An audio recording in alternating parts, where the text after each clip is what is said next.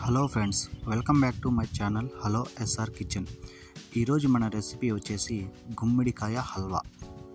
చిన్నపిల్లలైనా పెద్దలైనా ఎవరు తిన్నా కూడా ఆరోగ్యానికి ఎన్నో ప్రయోజనాలు ఉన్న ఈ గుమ్మడి హల్వా జ్యూసీగా స్వీట్గా మంచి టేస్ట్తో ఎలా రెడీ చేసుకోవాలో ఈ వీడియోలో చూద్దాం.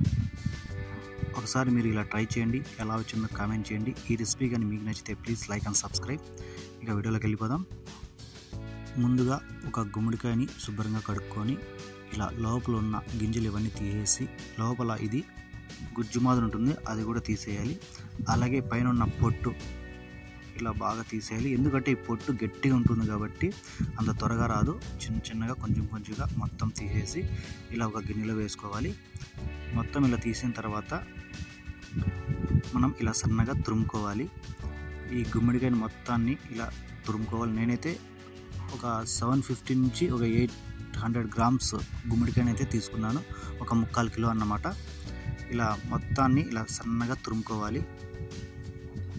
తర్వాత స్టవ్ ఆన్ చేసి పాన్ పెట్టుకొని అందులోను ఒక 2 నుంచి 3 స్పూన్ల నెయ్యిని అయితే వేసుకోవాలి.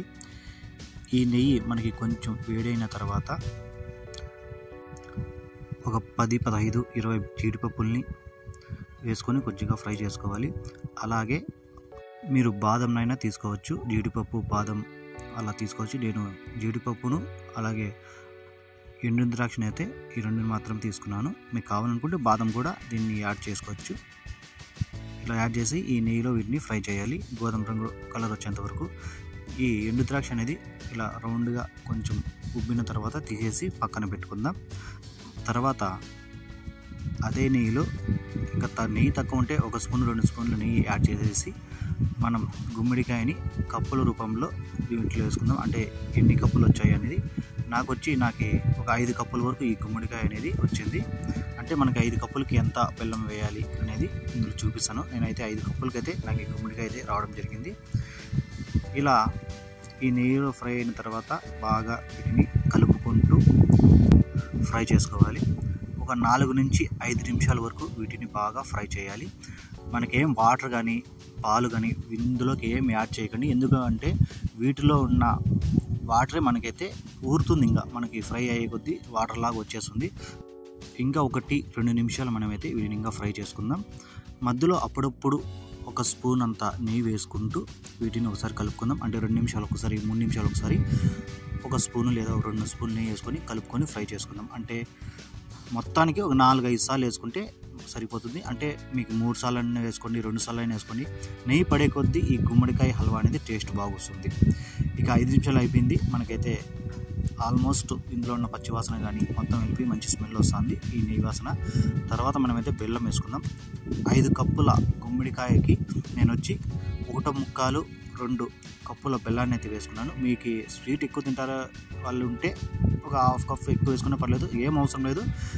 కరెక్ట్గా 2 కప్పులు వేసుకుంటే బెల్లం అయితే సరిపోతుంది. ఎక్కువ స్వీట్ అయితే మంచిగానే ఉంటుంది. ఇంకా తక్కువ కావాలనుకుంటే 1.5 కప్పు అయితే వేసుకోండి, సరిపోతుంది. ఇక మనం ఇలా బెల్లం వేసిన తర్వాత హై ఫ్లేమ్లోనే పెట్టుకోవచ్చు, మీడియంలోనే పెట్టుకోవచ్చు. కానీ మీరు కలుపుతూనే ఉండాలి, కలపకుండా ఉండకండి. కలుపుతూ ఉంటేనే మొత్తం కలుస్తుంది. మనకు బెల్లం వేసిన తర్వాత ఈ బెల్లం బాగా కరిగి చూడండి ఎంత వాటర్ వచ్చేసిందో. ఈ బెల్లం అంతా కరిగి మొత్తం అయితే వాటర్ అయితే బాగా వచ్చేసింది. ఈ వాటర్ మనకి ఇమ్మిరిపోయేంత వరకు మనమైతే ఫ్రై చేసుకుందాం. ఇలా బాగా గట్టిగా వచ్చేంత వరకు ఫ్రై చేసుకుందాం. తర్వాత మనం ఫ్రై చేసి పెట్టుకున్న జీడిపప్పుల్ని, ఎండు ద్రాక్షని అయితే ఇందులో వేసుకుందాం. ఇందులో వేసుకొని మొత్తం ఒకసారి బాగా కలిపేసి 1 నిమిషం తర్వాత దించేస్తే మనకైతే ఈ గుమ్మడికాయ హల్వా అయితే రెడీ అయిపోతుంది. ఎక్కువ రిస్క్ లేకుండా ఈజీగా చేసుకునే రెసిపీ ఇది.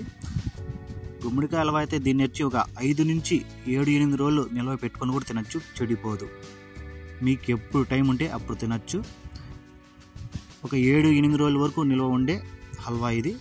చూసారా ఎంత జ్యూసీగా ఉందో, చూస్తూనే తినాలనిపించేస్తుంది. ఒకసారి మీరు కూడా ట్రై చేయండి, ఎలా వచ్చిందో కామెంట్ చేయండి. ఈ రెసిపీ కానీ మీకు నచ్చినట్లయితే ప్లీజ్ నా ఛానల్ని సబ్స్క్రైబ్ చేసుకోండి. Thank you.